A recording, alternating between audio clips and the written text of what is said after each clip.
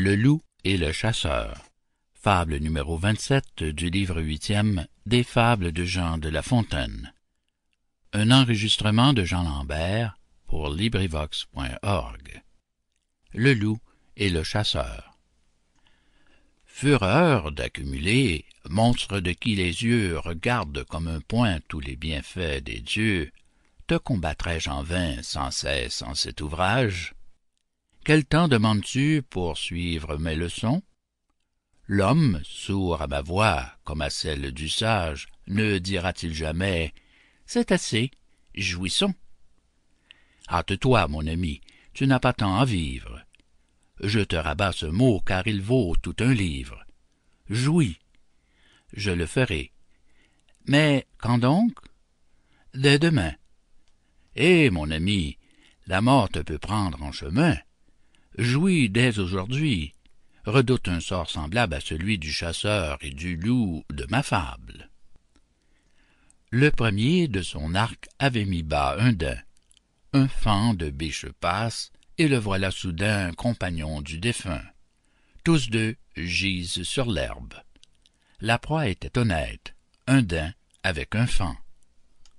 Tout modeste chasseur en eût été content. Cependant, un sanglier, monstre énorme et superbe, tente encore notre archer, friand de tels morceaux. Autre habitant du Styx. La parque et ses ciseaux avec peine y mordaient. La déesse infernale reprit à plusieurs fois l'heure au monstre fatal.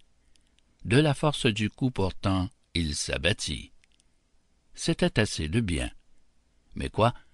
Rien ne remplit les vastes appétits d'un faiseur de conquêtes. Dans le temps que le porc revient à soi, l'archer voit le long d'un sillon une perdrix marcher, surcroît chétif aux autres têtes. De son arc toutefois, il bande les ressorts. Le sanglier, rappelant les restes de sa vie, vient à lui, le découd, meurt, vengé sur son corps, et la perdrix le remercie. Cette part du récit s'adresse au convoiteux. L'avare aura pour lui le reste de l'exemple. Un loup vit en passant ce spectacle piteux. « Ô fortune, dit-il, je te promets un temple, 4 corps étendus, que de bien! Mais pourtant il faut les ménager, ces rencontres sont rares. » Ainsi s'excusent les avares. « J'en aurai, dit le loup, pour un mois pour autant. 1, 2, 3, 4 corps. Ce sont 4 semaines, si je sais compter, toutes pleines. Commençons dans 2 jours, et mangeons cependant la corde de cet arc. Il faut qu'on l'ait faite de vrais boyaux. L'odeur me le témoigne assez. » En disant ces mots, il se jette sur l'arc qui se détend et fait de la sagette un nouveau mort. Mon loup a les boyaux percés.